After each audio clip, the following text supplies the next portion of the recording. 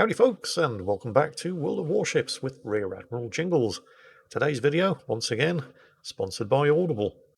It's the usual excellent deal. Head over to audible.com/jingles and use code JINGLES, or just text JINGLES to 500 500 and you can start listening today with a free 30-day trial.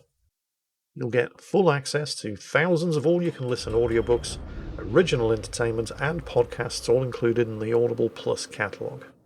My book recommendation for the month? Once again, I'm going to be going with James Holland and the excellent Brothers in Arms. It's the story of the Sherwood Rangers, who were a reserve regiment, i.e. not professional soldiers, and who had to learn their trade the hard way from the deserts of North Africa all the way through to the final days of World War II. They were the first British unit to cross into Germany. They fought in Operation Market Garden over the bridges at Eindhoven, finished up the war grinding through the Siegfried Line and into the Nazi heartland. It's a fantastic book. It's narrated by the comedian and amateur historian Al Murray, more famous as the pub landlord, and I cannot recommend it enough. Like all of James Holland's books, it is a fantastic experience. So that's audible.com/jingles, or just text jingles to 500 500 and you can start your free 30-day trial, and maybe, with your first free monthly credit, get yourself James Holland's Brothers in Arms. And now, on with the show. This is Dreadful Dissonance in everybody's least favourite Tier 7 battleship, the Strasbourg.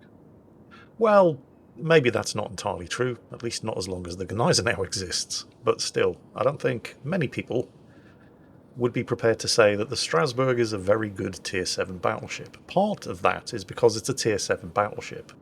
Tier 7 is an extremely rough tier for battleship players because all Tier 7 battleships have the same 25 to 27 millimeters of bow plating as Tier 6 battleships. Except at Tier 7, you have worse matchmaking than the Tier 6 battleships. So you're going to face far more guns of a caliber that are able to overmatch that bow plating and punch right through it as if it wasn't even there. Most of the Russians and German battleships at this tier do at least have the benefit of a strip of icebreaker armour covering at least some of the bow, but French battleships like the Strasbourg here have no such protection.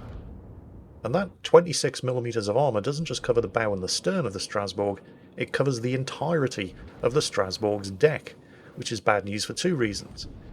15-inch or higher caliber guns can also overmatch the deck, and that amount of armour makes this ship extremely vulnerable to high explosive fire as well. Essentially, the Strasbourg is just a Tier 7 Dunkirk. And the Dunkirk isn't a bad ship at Tier 6.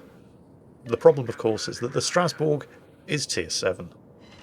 And she shares more than just a similar profile to the Dunkirk. She also has the same armour-piercing and high explosive shell performance, which again isn't too bad at Tier 6. But here at Tier 7, where you're going to be facing a lot more Tier 8s and 9s, the Strasbourg is really going to struggle to deal damage against enemy higher tier battleships, even if they show a full broadside. Particularly at longer ranges, where the Strasbourg's admittedly initial shell velocity is pretty good, but is going to start to drop off over distance and start to cause you problems. She also has a pretty weak hit point pool for a Tier 7 battleship. Her AA is absolutely awful. The main battery reload booster that she comes with is useful, but has a very long cooldown. As you can see, she sits very high in the water, so she's very easy to hit, and she has terrible concealment. So is there anything to actually like about the Strasbourg? Well, she does have better reload and accuracy compared to a Tier 6 sister ship, the Dunkirk. Although, comparisons to the Dunkirk aren't going to be entirely favourable because she is actually slower than the Dunkirk with a top speed of only 29.5 knots. Jingles, you're not doing a very good job of selling this ship. You're supposed to be focusing on the good things. Well, yes, I know, but there aren't many good things. I suppose we should acknowledge that the reload and accuracy of these 330mm guns is at least better than that enjoyed by the Dunkirk. And she does have better range on the secondaries. And unlike most French battleships, the majority of her secondaries do not consist of terrible 90mm guns that can't even penetrate the armour of destroyers. All of the Strasbourg's secondaries are 130mm guns. But the range, while better than the Dunkirk, is still only 6.6 kilometres. And if you find yourself within 6.6 kilometers of an enemy destroyer, the caliber of your secondaries is going to be the least of your problems because there are torpedoes on the way. And you only have 25% torpedo damage reduction. Your secondaries are not going to save you. As mentioned, she does have a main battery reload booster, and we're going to talk about that in more detail in a second. First, we're going to get treated to the worst defensive smokescreen ever, courtesy of the Podvoisky here. The only ships in this battle who are going to benefit from that smokescreen are the enemy ships over there. It's going to be no use to the Podvoisky. He's moving too fast to get any benefit from it, and he's not going to stay inside the smokescreen either. It's no use to Dreadful Dissonance, because the second he fires, he's in a battleship, he's going to be revealed anyway, and he's not going to get to fire, so that won't really be too much of a problem, because after dropping this useless smoke that's only benefiting the enemy team, the Podvoisky immediately pulls a U-turn, and rather than spotting enemy ships, is going to hide behind it, so he can't see anything either. So the only way any of the friendlies over here are going to see any enemy ships to shoot at, thanks to that Podvoisky, is when they get spotted and the enemy team open fire, which is exactly what's just happened here. Worst smokescreen 2022. I realise 2022 is only 7 days old at this point, so there isn't an awful lot of competition for that title, but nevertheless I do feel that the Podvoisky has set the standard pretty high. Everybody watching, you're welcome to try to beat him, but, well, actually no, please don't. Anyway, we were talking about the main battery reload booster. On the plus side, it does have a long duration, 20 seconds. There are only two other ships that have a main battery reload booster that lasts that long, and they're both higher tier, the Jean Bart and the Bourgogne. On the downside, it has the longest reload of any main battery reload booster, a full 180 seconds or 3 minutes. So its use is going to be extremely situational. One of the other perks of the Strasbourg, I suppose... Oh, we could be actually seeing our first kill here. In fact, I'd be very surprised if we don't. Yeah, there we go. As I was saying, one of the other perks of the Strasbourg, and of course this is something that it shares with its sister ship, the Dunkirk, is that all of the guns are mounted forward. Now, obviously, this is great if you're facing the enemy. Not so good if you're heading away from the enemy, because it means that in order to get shots on targets to your rear aspect, you have to expose an uncomfortable amount of skirt, just inviting shots and citadels into that broad side of the ship. Also, the fact that the guns are mounted forward, which makes it very easy to traverse from one target to the port side to another target at the starboard side, for example, kind of negates one of the other good things about the Strasbourg, and that it has a faster gun traverse than the Dunkirk, which doesn't really matter that much if you're in a ship with forward-mounted gun batteries in the first place. And with that, I've kind of run out of good things to say about the Strasbourg. I mean, I really did try, but there just aren't that many good things to say about it. It's really not that much different from its sister ship, the Dunkirk, at Tier 6, and in some regards it's worse. But even if it wasn't worse in some regards, it would be worse overall just by virtue of the fact that it's Tier 7 and not Tier 6. And while the Dunkirk can expect to be able to bow tank a lot of 14-inch guns firing at it, there aren't going to be that many 14-inch guns firing at the Strasbourg. It's going to face a lot more 15, 16, and God help us, because it will face Tier 9s, and that includes ships like the Musashi, and that means 18-inch guns, and the Strasbourg's mediocre armour scheme is going to be absolutely no protection whatsoever against guns of any of those calibers. Which I suppose is an extremely long-winded and typically Jinglesian way of saying, although we might be about to pull a kill back here. Fingers crossed. Come on. You can do it. No, you can't do it. And he's gone undetected, hooray. But yes, as I was saying, all of which is a rather long-winded and extremely Jinglesian way of saying that with the enemy team in possession of 3 of the caps and 400 points ahead, Dreadful Dissonance is going to have to do an extreme amount of carrying in a ship that really is not designed for it. Oh, can we just give another shout out to the Podvoisky for another best of 2022 smokescreens there? Hey, a kill, hooray! But once again, the Podvoisky smokescreen is of no benefit whatsoever to his team and only serves to shield the enemy team from incoming fire. Good job, Podvoisky. Keep it up. Actually, please don't keep it up. Please stop doing things like that and think about what you're actually doing. The enemy is about to win. Yes, the enemy team is about to win. And as previously mentioned, Dreadful Dissonance is definitely not in a ship designed for carrying. I mean, it's not all bad. I mean, yeah, they don't have any of the caps. They're 200 points behind, but they are racking up the kills. So while the points and cap situation doesn't look good, the enemy team are dropping like flies. While being behind on 250 points isn't good, with half of the battle to go, particularly at the rate that they keep sinking enemy ships, this is entirely winnable. They just have to, well, you know, keep killing enemy ships and not dying. Oh, be my big mouth. There goes the Podvoisky. To be fair though, the loss of the Podvoisky is probably a net benefit to the team. Unfortunately, they've just lost their York as well, so they now only have a 1 kill advantage, and they're 400 points behind. And they still have none of the caps. Although if you have a look in the direction of Cap Circle Charlie, the friendly Derflinger has been desperately trying to take that cap for the best part of the last 3 minutes, and is dangerously close to an enemy destroyer. Hang on a second here, shots out on the Koenig. Nice! Another kill. Okay, that's bought them some more breathing space. Reload booster active, of course. And it does last 20 seconds, but it has a 3-minute cooldown. Oh, and there's the Jaguar. And it looks like he has just torpedoed the Derflinger in the cap, and somebody just bitch-slapped the Cavor to the rear as well. Come on, can we get the Jaguar? Shots out.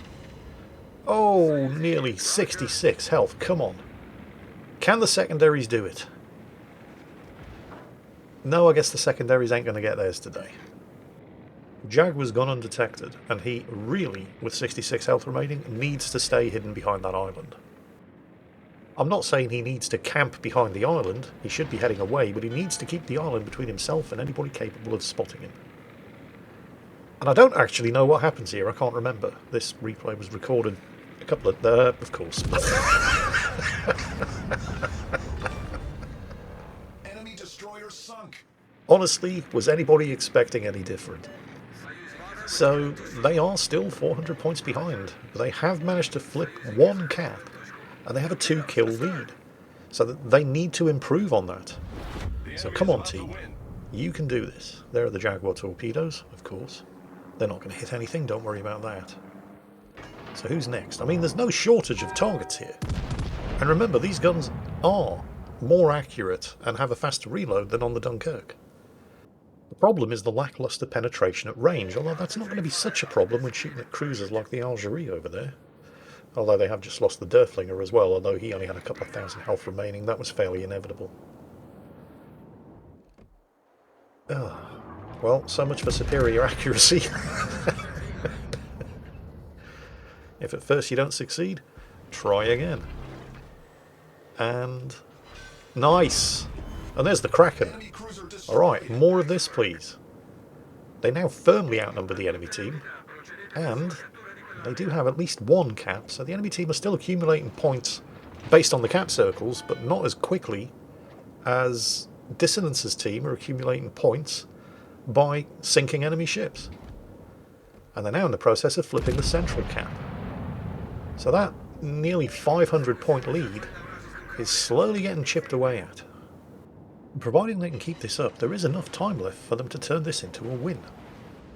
Oh no, he's being shot at by... oh wait, no, it's Agonizer now. 16 kilometres. This is fine. Nothing to worry about. The only way Agonizer now could successfully land a hit on anything with its 15-inch guns at, well, even ranges significantly less than this would be to wrap it up in bubble wrap and post it to the target.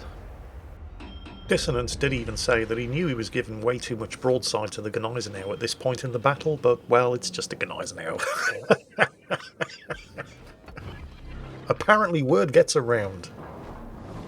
Agonizer now, captains, we feel your pain, but trust us, it does get better.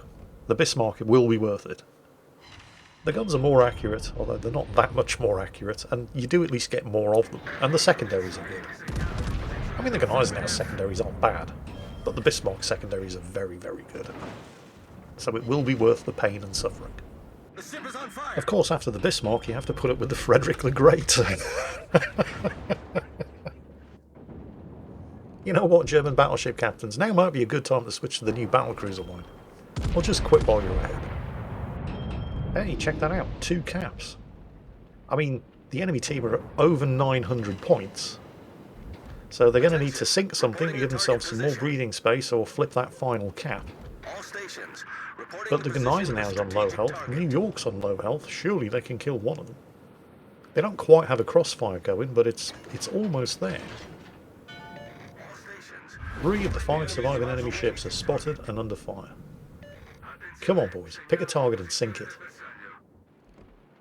Well, I say boys, you know, Battle ends in 5 minutes. going for the New York. Yeah, it makes sense.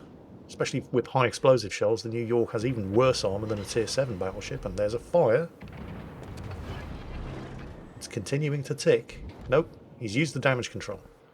Instead of repeating that performance on the New York, it looks like he's going for the Gneisenau, who is on lower health but might still have damage control available. Oh, surely the Gneisenau's going down, with the enemy team on 944 points, and then disaster. They've just lost the Cavall. And they get the Gneisenau, but it's a points neutral exchange, a battleship for a battleship. Points neutral exchange or not though, they definitely needed that kill because at the point where it happened, the enemy team were on 984 points. They're still accumulating points, but it's only that one cap circle, so they really do need to kill this New York. And they've done it. Okay. Now it's only a 300 point difference, with only 3 enemy ships alive. And 2 of them are spotted, including the destroyer. This is great news. Come on. This is going to be kill number 8, by the way, if Dreadful Dissonance pulls this off. And he does! And that puts them at a 3-to-1 advantage over the 2 surviving ships on the enemy team, the October Revolution and the Abruzzi, both of which are spotted, and has closed the gap in scores down to just 200 or so points. 200 points that they might be able to make up in the 3.5 minutes of this battle that's remaining from caps alone, providing they don't lose any more ships, of course. Honestly, I'm not sure. I really do think this could still go either way. The Abruzzi desperately hauling ass there, and very lucky because in order to get into cover behind the island with the October Revolution, he has to give flat broadside. So very lucky to not get instantly deleted there. Is he going to be able to make it into cover with the remaining ships shoot? Wait a minute. What's that? What were those shots going right to the left? Oh, it's the October Revolution shooting at the surviving Derflinger to the south, who's on 700 health. And now, of course, the Abruzzi, who was about to get into cover, is shooting at him as well. And we've lost the Derflinger, who didn't have the sense to not get shot at when the enemy team were about to win. Well, I suppose it was understandable. I mean, they really do need to kill those last 2 surviving enemy ships to win. The Kotovsky over here, however, who only has 3,000 health, really needs to hang back, because they cannot afford to lose another ship at this point, and Dreadful Dissonance is saying to him, hang back, let me go ahead and tank. He's taken some shots.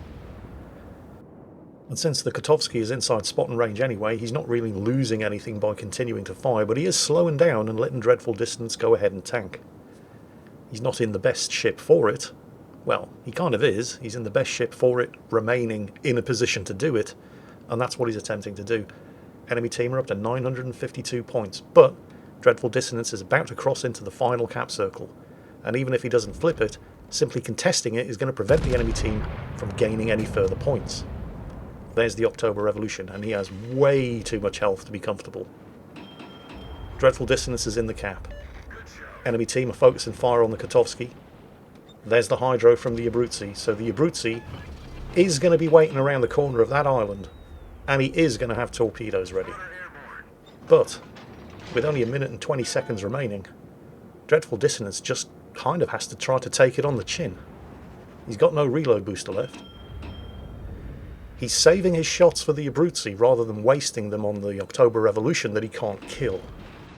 The Abruzzi knows he's coming, and there's nothing he can do about it other than take it. And there, momentarily spotted, judging by the sound of it, probably by aircraft, yep. He's going to see him any second now, of course, because they'll be within 2 kilometers assured detection range. And you know the torpedoes are going to be coming, so Dreadful Dissonance just has to try to avoid getting hit by all 3 of them, although I don't think 3 torpedoes would be enough to sink him, but still, getting hit by less would be good. Here they come, he's nosing in, he's going to take 2. And there's the Abruzzi. And he must kill him. Simply damaging him will not be good enough. And there it is. Kill number 9. And that has dropped the enemy team down from 961 points to 911. There's now less than 100 points between the two teams. The final cap is being flipped, but there's less than 30 seconds of the battle remaining. Which means that the only realistic way that Dreadful Dissonance's team can win this is if that October Revolution comes out all guns blazing, allowing all 5 remaining members of the team to shoot him at the same time, and get lucky with their hit and damage rolls. And unfortunately for Dreadful Dissonance, the October Revolution just wasn't that stupid, and did exactly what he needed to do in order to win. Which has to be a pretty serious blow to morale to Dreadful Dissonance here, who pulled off what looked like was going to be a pretty Herculean carry with 9 kills.